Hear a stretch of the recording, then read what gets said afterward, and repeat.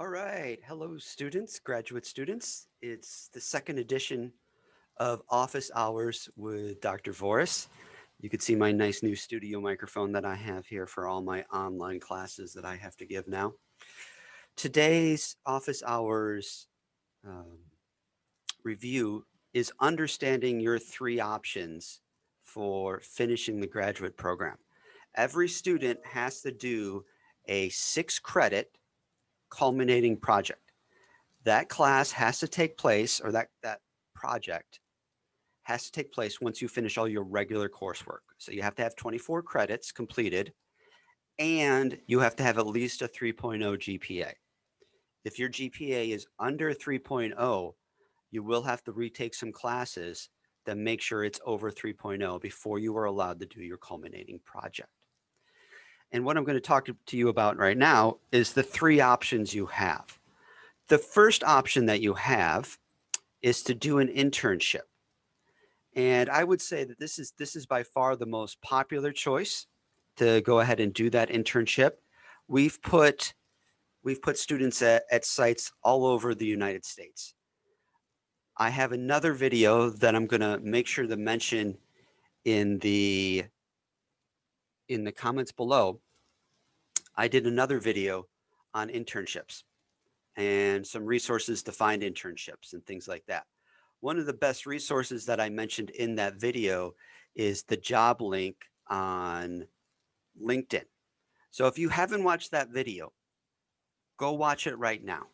Because if you know you want to do an internship, then you don't have to really watch the rest of this video, because I'm going to explain the master's project. I'm going to explain the thesis. I love LinkedIn for finding internships, primarily because the more complete your LinkedIn is, the better the algorithm can recommend internships and jobs to you. I will say, if you find a full-time job, a new full-time job, you can't do something you're already in, a new full-time job rather than an internship, I almost always waive, I almost always allow that. Okay. Again, your internship, it needs to be something new. We have a internship manual. And if you would like to take a look at that before you even start on your internship or you start looking for an internship, I'm going to put a link to that internship manual in the comments below. So if you haven't even started thinking about it and you're not sure what it looks like or what goes into it, take a look at the internship manual and it will answer most of those questions. Like I said, one of the things that it talks about is whatever you want to do for your internship, it has to be a brand new endeavor, has to be something that's in sport business. Every now and then we do make an exception. I usually check it with my boss, our department chair, but that sport management department internship manual is pretty standard in terms of you have to do 480 hours for the internship. Like I said, you have to have a 3.0. It is strongly preferred that you complete all your coursework. Again, from time to time, I do make exceptions, especially if, it's something like you couldn't get into a class because it was full, so you had to wait an extra semester. The other thing with the internship, the question I often get is, my internship doesn't line up with the semester. How do I register? How does that work? Well, most internships don't line up with the semester, okay? And that's totally okay. What happens in those cases is, say your internship goes past the end of the semester. What happens is that you get an incomplete when the semester ends. You continue to hand in logs. You have to do a weekly log when you are working on the internship. And then when you're done with the internship, I go back in and I update the grade. Sometimes what students will do is they'll do the other option. Maybe the internship starts in the middle of November. You just started in November, but then you enroll in the class in the spring semester and maybe it ends in March and you're all done in March. Well, you can have all your logs in, you can have everything done, you can know what your grade is going to be March 15th. And I should say there isn't even a grade for this course. It's pass fail, or it's satisfactory, unsatisfactory, as you can see right here, right? So again, review that. A couple of those points again. Number one, it's pass fail. It's 6 credits. It's 480 hours of work. All right. You do weekly and bi-weekly logs about your internship. You usually hand those in on Blackboard. There's a supervisor review that has to be done at the end of the internship. That's in the internship manual. There's a copy of that form right there that you would give to your supervisor. The instructions at the bottom of it are that they have to mail it back to me, because that's not something for you, the intern, to take a look at. All right. In my time as the graduate coordinator, I've never seen a bad supervisor interview. The other thing, or supervisor review, the other thing that you have to do is your final project. What has to go into your final project for the internship? Well, it's all in the manual. Structure a final culminating activity report. It's all right there. You hand that in when you finish the internship. And again, what do you put in for your logs that are bi-weekly? There's a description of what goes into a log, and then there's even an example of a log right here. Okay, so that's all in the internship manual. I'm trying to think of the other common questions that I get about internships. I would say the timing one is the most frequent one. Is, hey, it's starting in July. Do I have to enroll now? No, just enroll in the fall semester and make sure you're keeping your logs during the summer. Make sure you're communicating with me that, hey, I got an internship and I'm starting at July 5th. I will say, when you do land an internship, there is a form you have to fill out. We call it Form 3. Students who did our program as undergrads are very familiar with this because they require it also. Here's a copy of that Form 3. So when you land an internship, make sure you reach out to me and I will send you a copy of this. And you fill out the top, and your internship supervisor fills out the bottom and then sends it back to me. Okay. And then I keep a record of, Joe Smith has an internship with the Hudson Valley Renegades that runs from May 1st to September 8th. All right. I should also be able to put this out in the email that I send out, and I'll also put it in the video description below on YouTube. As long as YouTube allows me to attach documents. That's a good question. We'll see if I can attach documents on YouTube, or I'll be a liar right now in this video. So that was a little bit about the internship. And again, watch my other internship video that I already did last year on using Teamwork Online, using LinkedIn, Front Office Sports, and a number of the other resources that are out there. Okay. So what are your other options? Right now, if you're watching this video, we're in the middle of a once-in-a-century pandemic, and internships can be hard to come by. There are some remote options, but there's not as many options as they would be in a regular year, as they will hopefully be in another 2 to 3 years. So that means some students choose to do the master's project. The master's project is the same class as the internship. It's SPM 685. If you look at the title of that course, SPM 685, it says internship/master's project. I don't have the course schedule pulled up, but if I did, you could see that, and you probably have seen it before. The master's project is also designed for people that are already working full-time and for which it's just not practical for me to ask you to go out and get an internship. If you're the associate AD at a university, I'm not going to ask you to do an internship in your part-time in order to complete the degree. It's just not feasible. It doesn't make sense. And I know many students in our master's program are working full-time, and an internship is really not feasible for them. For people like that, or for people who really can't find anything, and again, my first encouragement is to go out and to find something, because you're going to boost your resume. And if you excel at that internship, you'll find a job. But if you've exhausted all options and you are okay with doing a master's project, again, a master's project is not going to set you up for success down the road in most cases. It doesn't build your resume. It doesn't build your network. Doesn't allow you to turn that internship into a full job. So I always push people towards the internship first. But again, once in a century pandemic, and people that are already working full time, you can do the master's project. The master's project is usually 25 to 30 pages. I'll show you the requirements of it right here. Requirements for the master's project. It's usually 25 to 30 pages.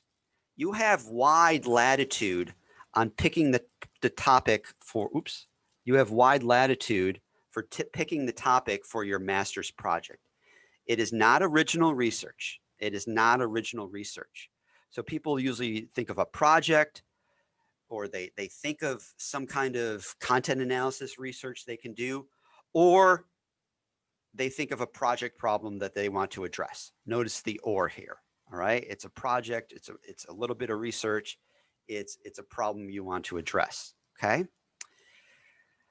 I have examples of previous master's projects that I'll show you. Again, they usually run 25 to 50 pages. And I've had students do projects on everything from, let's take a look at a couple of them here. I've had students do master's projects on everything from a marketing plan for the Syracuse Mets, which they had to go out and deliver to the Syracuse Mets at the end of the project. I've had people do a plan for a softball warehouse company down on Long Island. I can't remember the name of the student who did this, but here's the softball warehouse business plan. Business plans are a popular route for people to go. That was Molly O'Donnell. That was actually one of Professor Barron's students. This was adding a lacrosse team in New York City, or it was starting a lacrosse team, or lacrosse business, I should say, in New York City. Again, most people choose a master's project related to the field they're already working in, right? So maybe you are working in lacrosse, you're working in intercollegiate athletics. You know, I had a student during the summer do a project on the Flutie effect because they worked in marketing at the intercollegiate level. And we talked a little bit about the Flutie effect. If you're not sure what the Flutie effect is, make sure you go look it up. It's a really interesting phenomenon about how admissions go up at universities when they have an outstanding academic, or when they have an outstanding athletic team. You know, UMBC being a great example. Many people haven't heard of UMBC. They go out and upset Virginia. The next year, their admissions go way up. That's colloquially known as the Flutie effect. Samantha did her project on that because she worked in marketing for a university. Okay. So yeah, you have wide latitude. This is another one from last summer where someone that works in esports did a business plan for starting an esports center in the Albany area. Right. And they had their whole business plan in there. They had drawings. This one was really long. It was like 50 pages, but it was fantastic. I put him in touch with some people that graduated from our program that work in esports, and I think he collaborated with him in order to get some of the information for it. So again, wide latitude on the master's project. It's best to go with the field that you're already working in because, like I said, it's primarily designed for people that are working full-time. And then thinking, what's the idea going to be? How are you going to get 25 pages out of it? Like I said, business plans are a popular choice. And that is a little bit about the master's project. Now, the third option is the least popular option, the option that people choose the least frequently. We only usually have maybe 2 to 3 thesis students every year.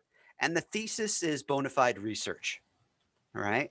So unlike the master's project where you might just do some research on, you know, understanding the mental health policies of different NBA teams, maybe that's your master's project. The thesis project would be like, I'm actually going to do a survey of NBA teams and I am going to assess how they help the mental health of their athletes. Okay. Or it's something like, I'm going to go out, I'm going to do an experiment on tracking how long people spend on their phones when they're watching a sporting event. You know, we're going to do an experiment where we're going to watch people and how long they're looking at their phone versus how long they're looking at the TV. You know, we're going to do an experimental design. If you've ever taken research methods, you've heard that phrase, experimental design. So that's bona fide, like original research.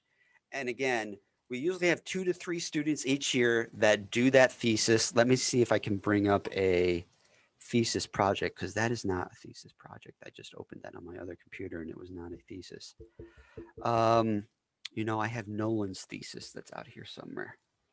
Hold on one second. Um, the thesis that Nolan Vest, he was one of our graduate students. He's actually working on his thesis right now. His is on how did people stay fit during the pandemic? And he actually designed a survey, put it on a survey software, and tried to collect responses. You know, he actually sent it to me, and I think I sent it out to a lot of the grad students. So maybe some of you responded to that survey. But that's bona fide research. You know, he'd have to look at what other people looked at in that area, come up with a hypothesis or a research question, come up with a methodology of what kind of research he's going to do, what questions he's going to ask, do the survey, and then write that up. That thesis approach is much more effective if you are thinking about either doing a PhD or any kind of field where having a background in research, in quantitative data or qualitative data analysis is important. And those fields tend to be very specific where people will benefit from them. But for those that are thinking about a PhD who would like to get a doctorate, the thesis project is a good route. Or those people that you know are very curious and very inquisitive, and you have an idea. You know, I'd always like to do a survey of college athletes that ask them, you know, X, Y, and Z. The thesis is for you. Now, in order to do a thesis, you have to identify a thesis advisor. And that's one of the members of our faculty who you would approach and you would say, hey, Dr. Vooris, I'm looking for a thesis advisor. Here's my idea for my thesis.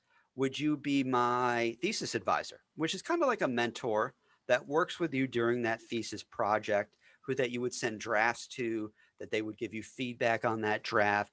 And then eventually at the end of the thesis project process, you actually have to do a presentation to your thesis advisor and maybe one or two other faculty members, kind of, you know, presenting your research and showing what you found. And then maybe you would take that research and you would go to a conference and you would present it to other people that are, you know, in the sport business field or other academics that study the area that you did your thesis on.